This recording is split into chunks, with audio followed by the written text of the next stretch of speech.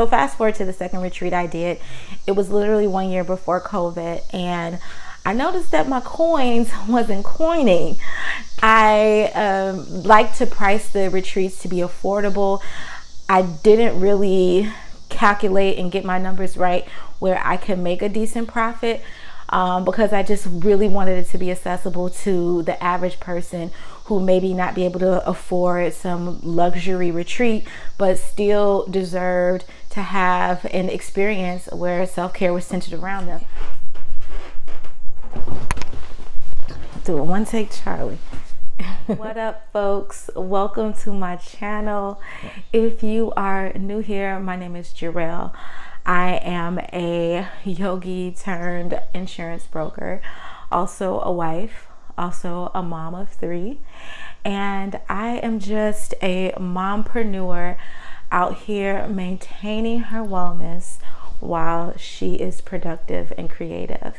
And if that sounds like your jam, if you identify as a creative, or even if you don't, I'm here to tell you that you are you are creative, because literally creative and creativity comes from taking one thing, then taking something else, putting them together and creating something new. And that is something that you and I both do every single day.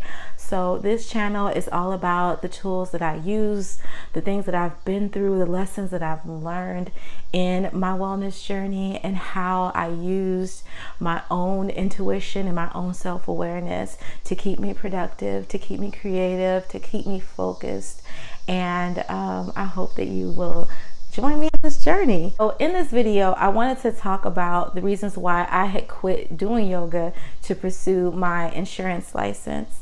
To give you a little bit of background about me, I got licensed as a yoga teacher in about 2018. So I left my corporate job to teach yoga because, one, I wanted more flexibility with my schedule. I wanted to own my schedule.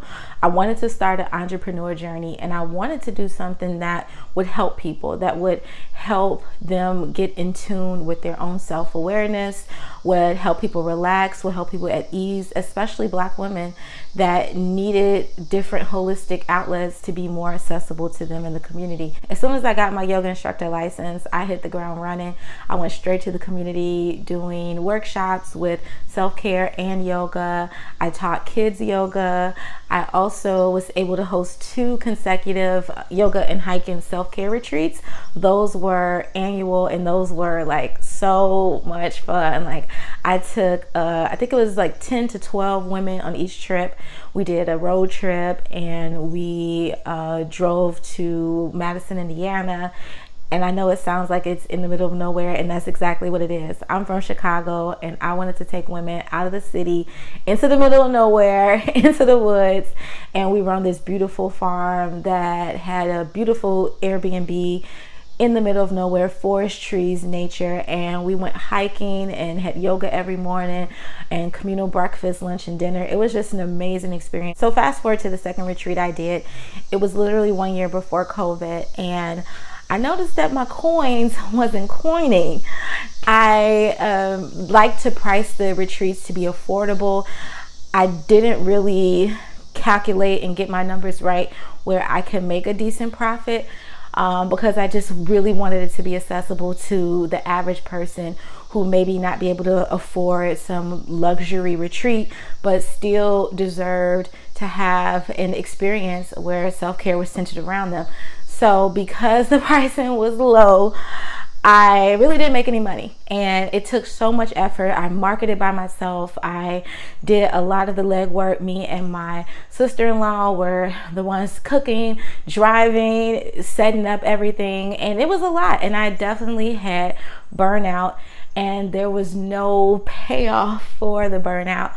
And once COVID hit, I ended up having a baby a week before the world shut down. And so I just took a complete break. I took a complete pause from doing retreats, from doing yoga classes, and I just kind of went through my postpartum journey, did the lockdown, did a lot of self-reflection like a lot of us did during COVID.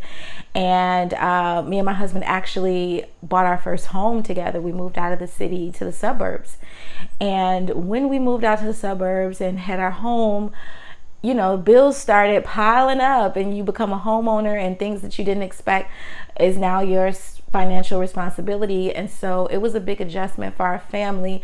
We were blessed to move out here, but we quickly learned that, we had to definitely reconsider some things in the budget, and I needed to do something that was going to give me more income and still be able to keep the flexibility of being able to pick my kids up and do things with them and not have to be confined to a set schedule. So I did a lot of research on things that I could do, licensing, certification, jobs that I can kind of work from home and build a career out of. And I came across insurance, and insurance was something that was kind of always around in my realm, but I never really looked at it. One, my mom is a life and health insurance agent. She's been doing it for 6 or 7 years, but I was always like kind of put off by it a little bit. I didn't really think about it for real. I wanted to be a creative and make money from my creative gifts, and I didn't want to have to just be so clerical or corporate, like just scared the heck out of me. I just want to do anything far from paperwork, right? That's where I was in the past. But fast forward, so when you have these bills, you start thinking like, I can pull out a pen and paper and a calculator. And so I kind of looked at the insurance industry. I saw the statistics of how it's the #1 industry here in the country that produces the most millionaires, and that was appealing, I'm not gonna lie. Just the opportunity to make exponential amount of money was very attractive, and the fact that it's something that we all need. It's something that you can help people with. It's something that you can help people understand. And that was just, it felt like a win-win. I can help people, I can make money. It seemed like an easy industry to get into. Not a lot of investment initially when getting your license, but later down the road you absolutely have to invest in yourself to be successful. But it seemed like a good entryway. You didn't need a college degree, which I didn't have, and so it was very attractive in that sense. And having the support of my mom, once I told her that I decided to get into this industry, it felt like a win-win, like I said. So I decided to kind of put a pause on yoga, because the thing about me is when I'm learning something new, I have to separate myself from everything else, all distractions, and completely dive into it. That's just how I learn. Some people are able to carry this torch, that torch, and keep it going. But for me, I kind of have to block everything out and submerge myself. And then once I get it, I can come out of it, and then I can handle and juggle multiple hats. So I kind of put a break on my wellness thing, which was a pro and a con, because I definitely burned myself out in other ways, not having those wellness practices that I use daily, and just really focusing on getting licensed and taking these exams and getting certified and finding a brokerage and learning the insurance industry and building clientele.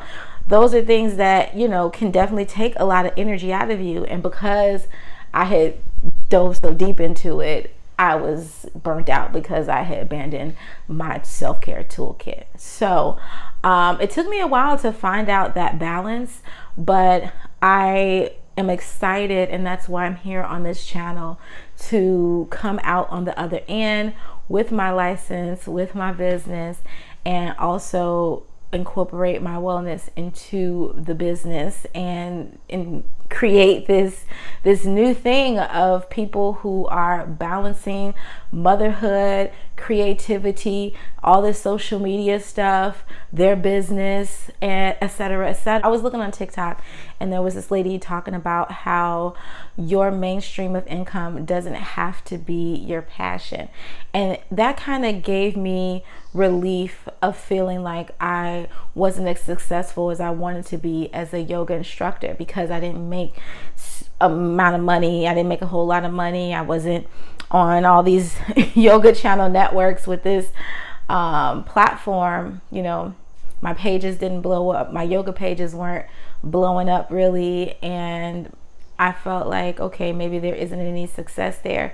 But when you think about giving yourself that relief of not needing your passions to completely feed you and completely be your only source of income, it releases the grip, and it kind of creates more room to flow and to have success in whatever way you express yourself looks like.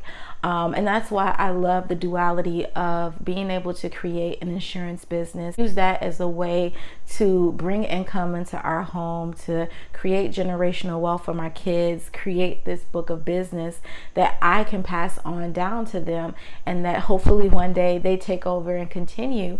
And it frees my time up, it frees my energy up to come back to my yoga practice and come back to those things that make me feel at peace and make me feel at ease. So I'm on this journey, you guys. I appreciate you coming with me. Please like, share, subscribe to this channel if you want to see more videos. I'm going to be posting about my mom life. I'm going to be posting about my business and how I built this insurance business, and tips if you're interested in getting into insurance. And then also just my yoga practices, doing a little bit more of yoga that you can do from home or in your home office, more accessible practice for the productive creative. So thank you for watching all the way to the end. Comment a purple heart if you made it to the end, and I can show you some extra love. Until the next video, peace.